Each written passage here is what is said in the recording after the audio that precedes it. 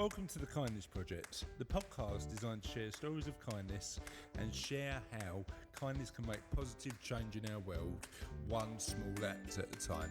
This week on the Kindness Project, we talk about summer holidays, exotic meats, and the second part of the interview with Bernadette Russell. Welcome to this week's edition of the Kindness Project. Charlotte, I'm going to give you the opportunity to go first so I can get my little document with all my introductions up. Okay, his record of a laugh a minute has now been broken. It's Chris Davis. Do you reckon, what do you mean my record of a laugh a minute? It's just less funny now, mate. You know what, I am losing my touch a bit. We've been doing this for weeks now, so I can't keep consistent. Oh, even outside of this, you're losing your touch, mate. Am I? Yeah. Why'd you say that? Because I'm coming up with less and less intros. Usually you give me Oh right, so my job is to produce your introductions, is it? No, your job is to be funny, so then I can use your funny stuff to make introductions. All right. I'll try and be more consistently funny in the future, Charlotte, just for your entertainment and amusement. It's very funny. Maybe we should talk about the fact that you've lost, like you're not being as creative with the stuff I say, because we were out on Sunday, we went for like a long walk. Yeah, but half that stuff I can't say on the podcast. Yeah, most of it we can't publish on the podcast. And I'm joined by a girl who thought she could drink a Molotov cocktail. It's Charlotte Davis. See, I've got the opposite problem. You keep on coming out with funny stuff. I've got too many introductions now. So maybe you should mention some of your own funny stuff. Tone down, you should tone up. Maybe. I need to tone. I definitely need to tone up, especially looking down at my belly at the minute. So, how's your week been? Not bad. What have you been up to? It is it's still very, very, very hot. I'm away from school now, so... Yeah, so school holidays have started, which is good stuff, isn't it? Good stuff. And what plans you got for the summer? Living my life like usual. Living my life the way I want to. Reading. I'm going to go out with my friends. We're going to go clubbing. We're doing a bit of podcasting. That's all good. Yeah, sounds fun. Yeah. So what are you going to do when you go out with your friends? Ice skating. Got one plan for next week. I'm probably going to fall over. Don't worry about it. Get back up. You will get back up again. So, would you like to do the jingle, as per usual, for the... Question of the podcast. Now, Russell still hasn't got his act together and sorted us out a proper jingle yet, has he? But I'm sure he will in time. Yeah, it's just we're match producing these. It's like a factory of podcasts, mass-produced podcasts. Would you like to know what the question of the podcast is? Yes, please. Tis. What is the most unusual food or drink, not slash or, food or drink you've ever had? What do you reckon the answer for you would be? Have you had cactus water? Cactus water. What was it like? It was nice, it was sweet. Have I had cactus water? Well, they were handing out free samples at the Olympic Park, and I walked past and I got a free sample. I think I might have had cactus water as well. It was unexpected. I just expected it to be bland. You know, when people say, yeah, people drink cactus water when they're stuck in the desert, and I was like, well, I'm never going to get stuck in the desert, so I'm never going to try cactus water. You've got the opportunity to do it. Nice. How about, would you try exotic meats? Would you try kangaroo? Would you try llama? Would you try... I'm not telling Sophie because I'm taking her to a llama park this Friday, so telling her that we would try a llama, we both agreed we'd try llama on the... I'm just going to the llama park, licking my lips. Tasty. I'll have half of that one, please, mate. They are not for sale. I'll just have a steak out of that one. They are not for sale, sir. We look after them. Yeah, I thought that would be bad, wouldn't it? Like it's like going to London Zoo and getting a gorilla burger. It's just like sort of it's something you don't want. But listeners, we'd like to know what your most unusual food or drink you've ever tried is. What do you reckon we're going to get? What do you reckon the most unusual answer would be? Crocodile. No, crocodile's quite common, and kangaroo. No, you know what? I'd draw the line at dolphin. Yeah. I would absolutely. I'd never eat. Endangered species.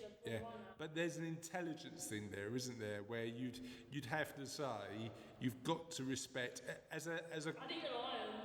Would you eat a lion? A lion would eat you. I don't know if I'll bit his ear off. Well, I think if the feeling's mutual, if an animal's prepared to eat you, it's actually fair game. Do you know what I mean? So lions, tigers, bears. Lions, tigers, bears. But yeah, I actually think animals that would eat you should be like, they're So fun. we can't eat sharks then? Sharks don't like the taste of human beings. Whenever they eat humans, it's accidental. Is it? Yeah. Oh, sorry. Sorry, Mr. Human, I just bit your leg off. You don't want the taste. Oh, It tastes nice to sharks. don't stop them, does it? But yeah, actually shark attacks are really rare. It's like, it's less rare to be killed by a shark than it is to be killed by a common dog. A homon dog? A common, What's a homon dog? Is that some special sort of common. homon dog? Is that like a Swedish dog? Homon dog. It sounds like a really cool hot dog. Where you going? Oh, I'm going to this new pop-up restaurant in Shoreditch. What do they sell? Homon dog. It's shark. So, we'd like to know whether you've ever had a homon dog, whatever that means, and what the most unusual food or drink you've ever tried. You know what? I'd be interested whether somebody's had a I'm a celebrity, get me out of here style concoction. I wonder if anybody's ever done that, like as a dare, for charity, for fun.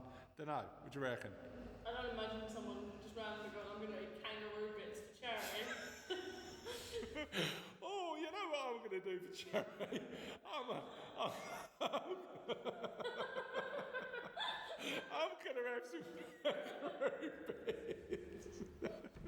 Oh, I'll tell you what I need to do. I need to get some research, needs a bit of money. Kangaroo bit straight away, straight there. Oh, God. Right, before this descends into more of a shambolic, nonsensical waffle than kangaroo bits for charity. Would you like to tell people about how they can get in touch with us? I apologise for this unstoppable laugh.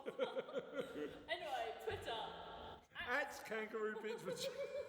Right, we need to find out who's got the Twitter handle at kangaroo bits for charity. Has anybody got that actual Twitter handle? At Honour Kindness for Twitter. Honour at the kindness.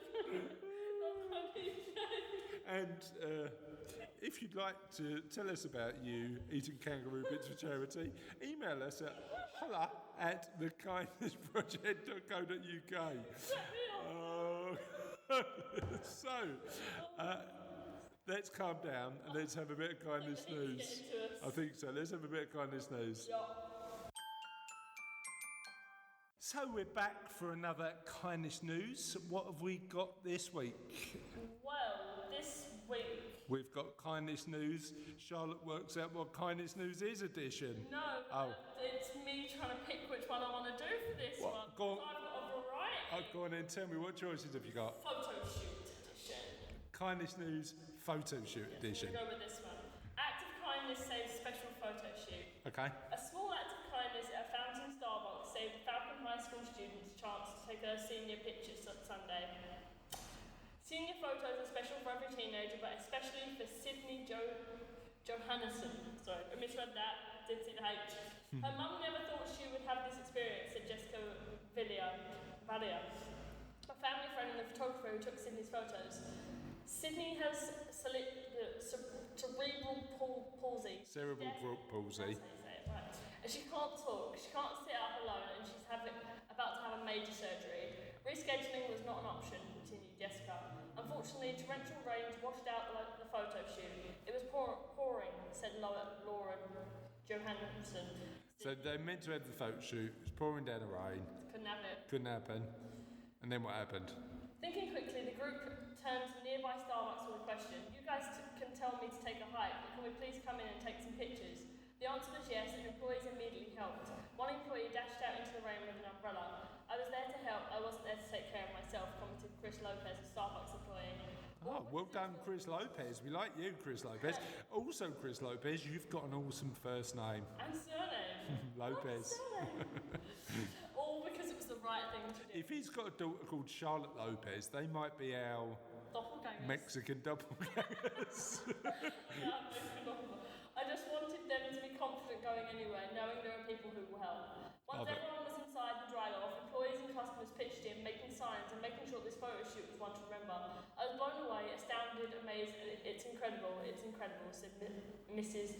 Johannesson. Awesome. So they made sure that despite the rain, the photo shoot happened, and it's just a real example of people getting together, helping each other out, and like all of our stories of kindness, you can find them on the www.thekindnessproject.co.uk, where we share loads of different stories of kindness, including this one about good old Chrissy Lopez and his Starbucks friend. So thank you for sharing that, Charlotte. No problem. So this week we've got part 2 of our Bernadette Russell interview, and like most of the interviewees we have on the podcast, we ask Bernadette about the questions of the podcast, and she gives the best egg answer we've had so far. Shall we give the second half of the podcast a listen? Yeah. Your marathon of kindness, right? That's I quite like that phrase, marathon of kindness. But you know what? I think you're right as well. I think some people look at acts of kindness and think, number one, I haven't got the time, or number two, I'm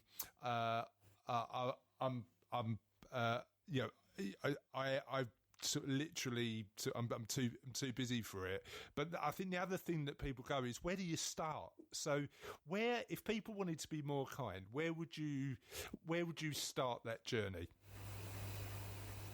Right. Well, I think the first thing that's worth thinking about, contrary to what I did, is thinking about how you treat is checking with yourself first. Yeah. Just notice the way that you think about yourself or talk to yourself, and just adjust that when necessary. So just sort of take care of yourself a little bit. Yeah. And then I would just for a week, and it will probably require you putting your phone in your pocket. Yeah. Just try and be in the time that you're in the moment. Yeah. See if someone needs help with a buggy or a suitcase on the stairs or on the tube. Smile at people. It feels quite strange when you first do it, but contrary to popular opinion, everybody will smile back at you and say good morning. Try saying good morning. Yeah. Makes a great big difference. Paying people compliments is a good little warm-up kindness, and it's a nice thing to do. That can be at work, at the bus stop, if you're comfortable enough to do that. So it's just things like warm yourself into it by noticing in a week when there's the opportunity to be kind. So you know what's interesting? Yeah, I always talk to Charlotte about this, about smiling at people, and Charlotte's 14, so she went, Dad, I can't just smile at people. They'll think I'm a bit strange, but. Interestingly, you know what, I think smiling's really infectious. You know, if you smile at somebody, they're bound to smile back, and if they don't, what have you lost? But the other interesting thing is, and I know I think you mentioned it in the show. You've read David R. Hamilton's 5 Benefits of Kindness book. Yeah. And it. Apparently, in the book, there's a bit of research that said people who smile, there's cultural differences in the world, but people who smile more in the UK are seen as more intelligent as well, apparently. I didn't know that. So that's an interesting side benefit to smiling all the time. But you know what, when somebody smiles at you, it just makes you feel better, right? It does. I think it's worth mentioning that just to be, like, not everybody's extrovert. Yeah. And that's the thing that I sort of... Yeah. I think about a lot. So I think it's worth, because otherwise you don't want to make people feel uncomfortable. Yeah, spot on. Yeah. To do that. So there's a little sort of less, like a little thing I will do is just a little thing you can do, which is a sort of secret fun thing to do, is leave little post-its. Love it. Yeah. In bathroom mirrors, you know, you can do things that don't mean you have to. If you're shy or you're introvert or you just don't feel confident enough to do it, yeah, that are kind of little acts of kindness that don't require you having to be so extrovert. Yeah. I think that's important because not everybody is. Yeah, so fair enough. You can leave little post-its with smiles on, or good morning, have a nice day, on bathroom mirrors or on your workmate's computer screen or something. Yeah, no, I really like that. I really like that. For people and stuff. It doesn't have to be out there, but it's worth thinking every single day for a week. Just try it for a week. I'm going to go out of my way to be kind, to take the opportunity to be kind. But it, as you say, I mean, it's just adopting kindness to your personality as well, isn't it? If you're an extrovert and you don't mind giving compliments or smiling a lot or doing things like that, it's fine. But just suit it to what you feel comfortable with. So that makes sense. So. I want to get slightly more philosophical. Mm-hmm. Do you think most people are kind? Yeah, I do. Okay. I think everybody. I mean, I suppose there are some. No. I think everybody's kind, and that some people are unable to express that because they occupy a space of fear. Yeah. So the enemies, I mean, I say it in the show, but I've said it a few times as well, that our enemies fear, it's not each other. Yeah. I've great compassion towards myself and to everyone with regard to that, because, again, we are bombarded with fear messages. Yeah, absolutely, yeah. Actually, there's no judgment or criticism of people being in a place of fear. We all experience it sometimes, and some people experience it all the time. But that's why people are scared of, foreigners, or they're scared of their neighbours even, or they're scared of perhaps being friendly or open. They're just in this space of fear. And if anyone can deal with that all the time, or at least sometimes, they will be able to be kind. It's love, really. Yeah. And it makes your life easier. You don't even have to think of it as an altruistic impulse. It literally makes life easier to be kind and to live in a state of love. So why wouldn't you? Yeah, well, it makes you happier as well. For without worrying about money or anything like that, just being kind makes the world a far better place. I'm not sure about this, but I think it's probably a natural impulse to have a fear of the unknown, right? So if you don't know enough about something, the easiest thing to do is say that's got to be bad, as opposed to learning more about it. And certainly I know that certain sections of the media try to promote that idea. I'll give this, the curiosity is a human impulse. Absolutely. And without curiosity, well, you and I wouldn't be sitting here in front of computers, would we? Yeah, exactly. I think curiosity is massively powerful, and strangely on the podcast we do a sort of question of the podcast that's not kindness related, and it's just because Charlotte and I are really curious about what people think, and I'm going to share some of those questions with you at the end, because I want to get your non-kindness related input on those questions. So I know you mentioned on the show you did on YouTube that actually kindness does have a cost, because there were times when actually you felt quite drained by having to perform this. Do you think that cost was worth it? And if so, why? I do. To be completely honest, it still does. Yeah. And sometimes I feel completely overwhelmed by... I get asked to talk and to write and to do things a lot, but sometimes it could be really overwhelming. Yeah. That's true. Yeah. As well as being an honour, it's really overwhelming. So I think this comes back again to sort of the whole self-kindness, self-compassion thing, which you have to learn alongside doing it. Yeah. It's like activists or campaigners of any kind will tell you, and I've learned from many wise people since then, will tell you sometimes you have to take a little step back. Yep. However, whenever I'm in it, I have quite bad anxiety, which I manage in various ways. but as lots of people do. But whenever I'm in a sort of a bit of a funk, it is always being kind that saves me from that. Yeah, gotcha. Yeah. It's the answer, actually. Yeah. It might be really simple, like, I don't know, having a chat to a stranger at a bus stop, or bagging up a load of stuff and taking it to the charity shop, or thinking, oh, my friend would really like that, and posting it to them. Gotcha. It always saves me, so it is always worth it, but it would be untrue, I think, to say that there isn't a cost. Yeah. There is a cost. Yeah. Oh, you know what? I can't remember whether it was in David Hamilton's book or in a book by a guy called Meek Wickin, who talks about, he wrote the little book, and my Norwegian accent. I'm from East London, so my Norwegian isn't particularly good. I mean, to be frank, Bernadette, I struggle with English, but let's try it. Let's try a little bit of Norwegian.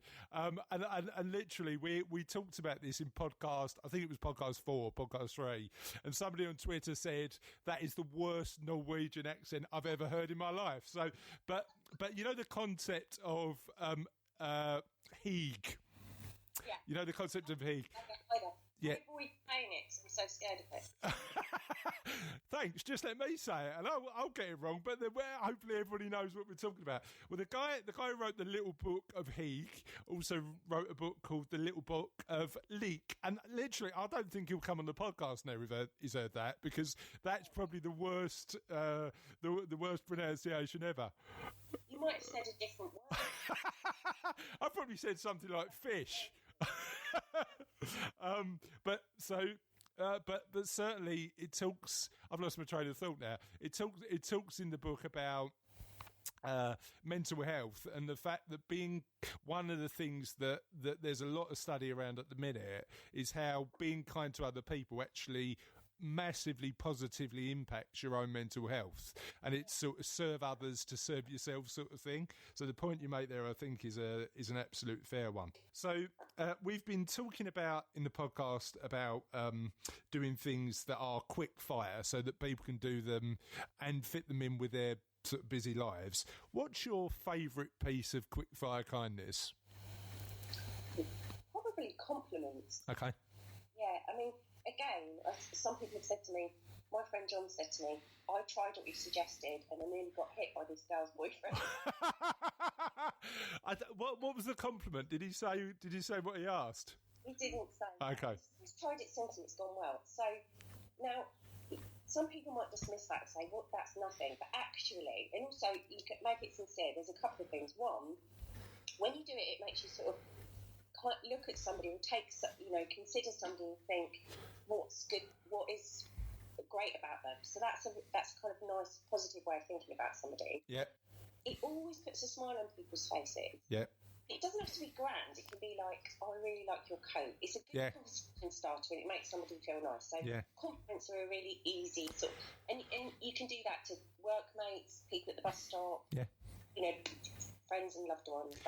I suppose the tip there is just make sure their boyfriend's not around. I mean, that's probably the safe move, right?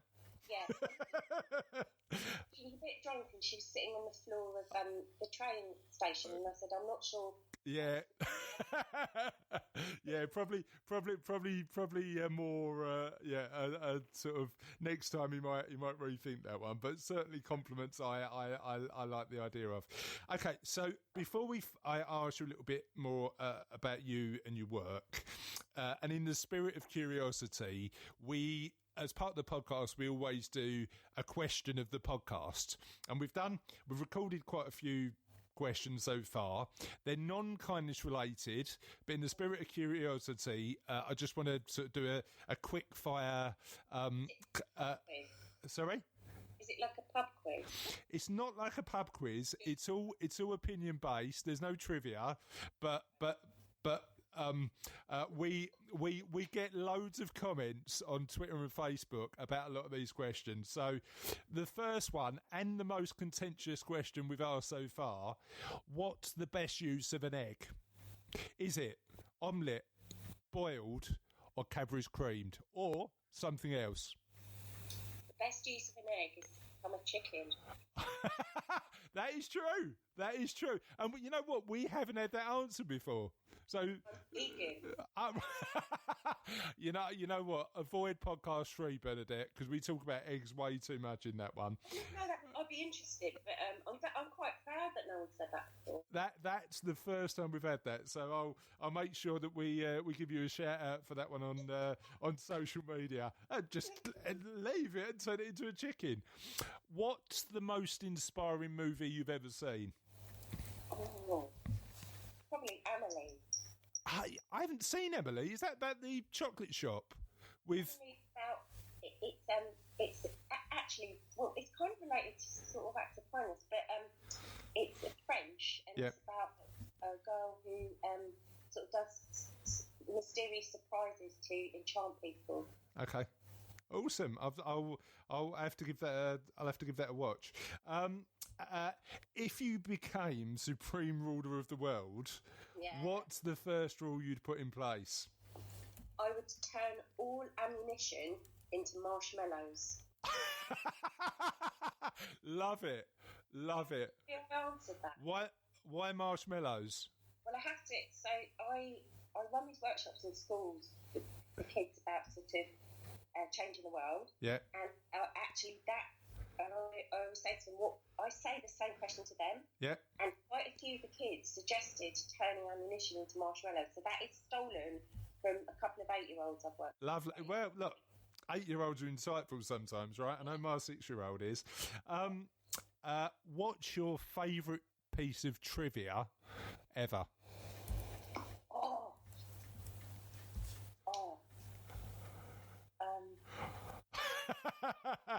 I love trivia, and now I can't think of any. So we had about 30 different answers to this one, and some of them were absolutely mind-blowing. So when it comes up, I'll make sure you get a tweet. I can't remember. You know when you can't remember any of the answers you got? But and also, I love trivia, but now you got, like when someone asks you what your favourite song is and you can't think of any music. Yeah. I'm sorry. Can we come back to that? I'll try. Cool, can. I tell you my favourite though. Somebody commented on Facebook that in 1962 there were X amount of Elvis impersonators. By 2007 that had increased, but if that trend continued, by 2052 a third of the world would be Elvis impersonators. That is brilliant. That is a good bit of trivia, isn't it? I don't know if the maths works on it, but we'll let them have it. I've thought of one. I've got one. It's quite good and it's quite weird. So in 1969, yeah. The Royal Albert Hall, they tested the acoustics because the acoustics in the Royal Albert Hall are really bad. Okay. And obviously that's ironic given its status as a world stage. Yeah. So in order to improve the acoustics but test the whole entire hall, Barbie dolls were placed in each of the 6,000 seats. Really? Yeah. Headphones were placed on the Barbie dolls so that what the Barbies could hear from their seats was recorded. Yeah. Where was the best and where was the worst acoustics? Love it. And when I was told that, my question was, what happened to the Barbies? And no one knew. Okay. And does anybody know now? Have you had an answer to that question? No one knows what happened to the Barbies. That's a lot of Barbies. That is a lot of Barbies. That is a lot of Barbies. Picture. Just the mental image, and now my mental image is a third of the world's population on the stage of the Albert Hall singing "Love Me Tender," whilst an audience of Barbies watched. It's that'd be good. What ancient civilization would you go back and visit?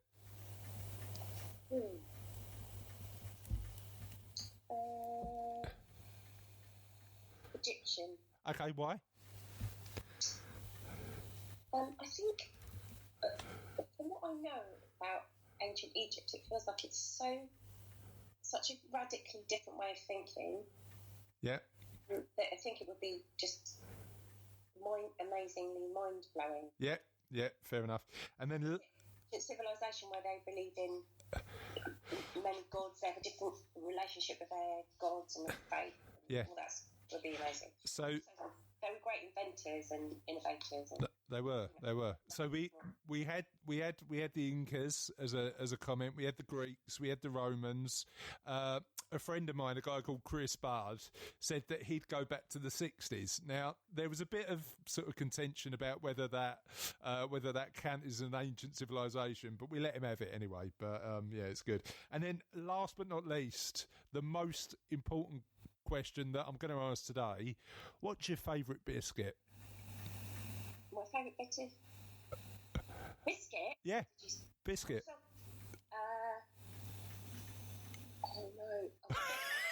I'm a bit rubbish at that because I'm not really a biscuit. Oh, you're not? Oh no. Is it when you're a vegan, is it tough to?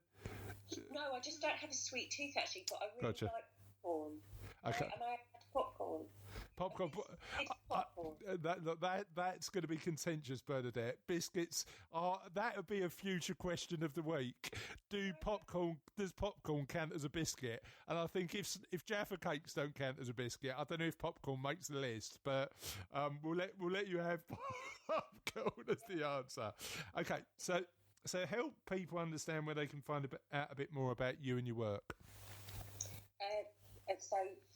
I have a website, which is very simply www.bernadetterussell.com. Okay. And then I'm on Twitter at Betty Russell, which is Bette Russell.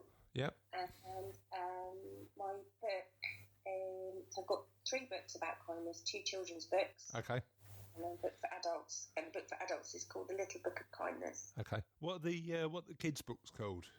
The first one's called Do Nice, Be Kind, Spread Happy. Okay.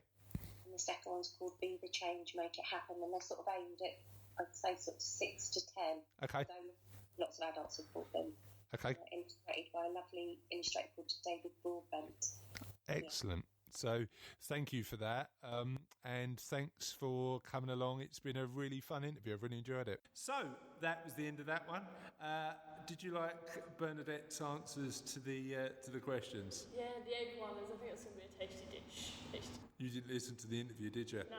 She's a vegan. She doesn't eat egg. Wow.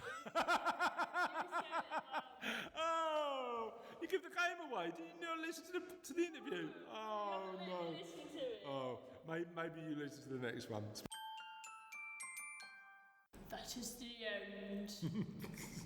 It is the end of another Kindness Project podcast. But the end, my friend, Is not the end. is my never friend. the end, my friend, because we always end it in the same way, don't we, Charlotte? And I almost called you Sophie there. Was that bad? It's so hot today.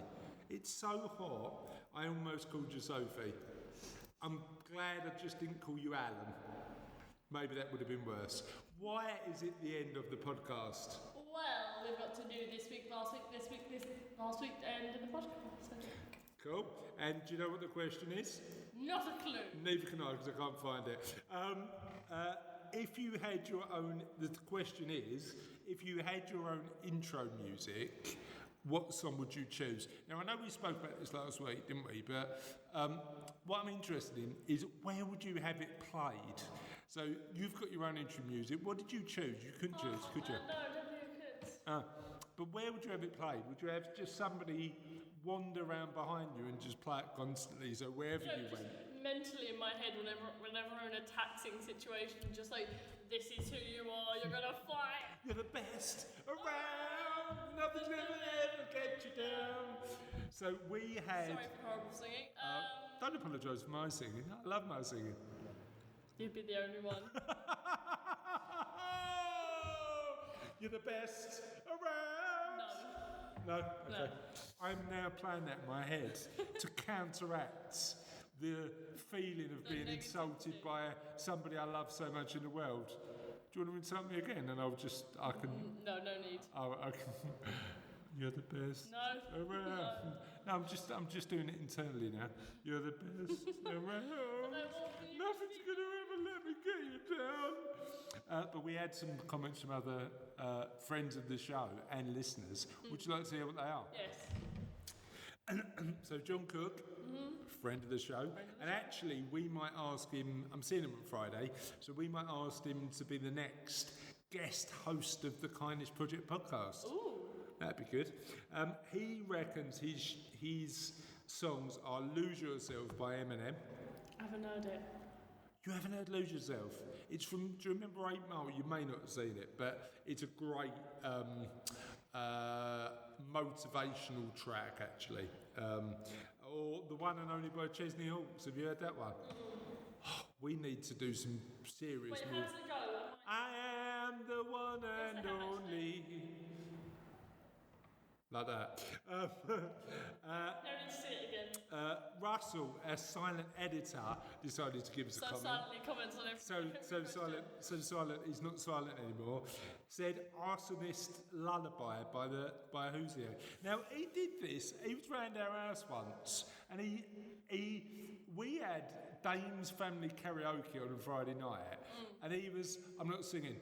I'm not singing. I'm not singing. I'm not." And there was no drink involved. We were drinking on that night. "I'm not singing. I'm not singing. I'm not singing." And then after about 4 songs, he went, "I'll sing."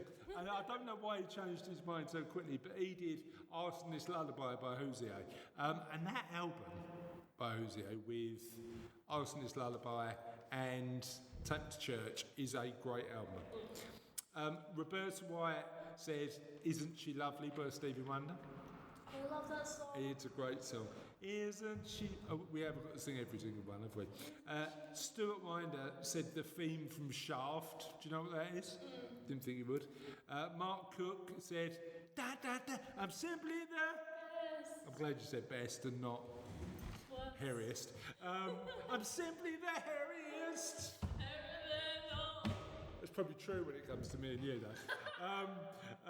Michael Fitzgerald, who's our upcoming first guest host. He hasn't been on yet, but he will be in the near future. Said Rizzle Kicks, Always Late. Now that's not a Rizzle Kicks song that I know particularly. My favourite Rizzle Kick song. What's your favourite Rizzle Kicks song? No, I know one of their songs, I just can't remember the name of it, and I haven't heard it in forever, but it just makes me really happy when I listen to it. Like, I used to listen to it all, I just can't remember the name. Shoot. I like...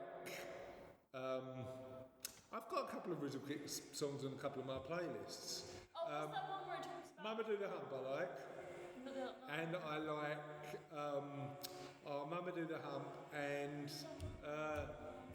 Wrong Generation, or Lost Generation. That's a really good tune. That's a really good tune. Kath Keat had one, and I'll give you a little audio clue to see if you can get it. Da, da, da, da. Da, da, da. The eye of the tiger is the thrill of his Spot on. to the challenge of a Absolutely. So Kath Keat, go for that. Christina, this is a bit more audio related than watching YouTube videos, isn't it? This actually works on a podcast, or does it? Have we just lost hundreds of listeners? Christina Giorgio went Hot Stepper. Have you heard of Here Comes the Hot Stepper? Murder at the original. That. So she'd go for that. Dan Atkinson said, "If I had my own firm, we'd all have our own intro music when we arrive in the morning." Should I start there in the business? Like as somebody walks in, their theme tune, like it's connected to the audio system in the office. Like as soon as they open the door, it's facial recognition or something. It's just like this music is playing now. I love that idea. We might pinch that down and use it in our business. Actually, and Christina Giorgio then changed her mind. She's not going for Hot Step, but she's going for Grooves in the Heart. No, I shouldn't sing that really, should I? And that was our list of what people would have as their theme tunes this week. Anything else you want to add? No. On that note, we'll see you next week. Bye.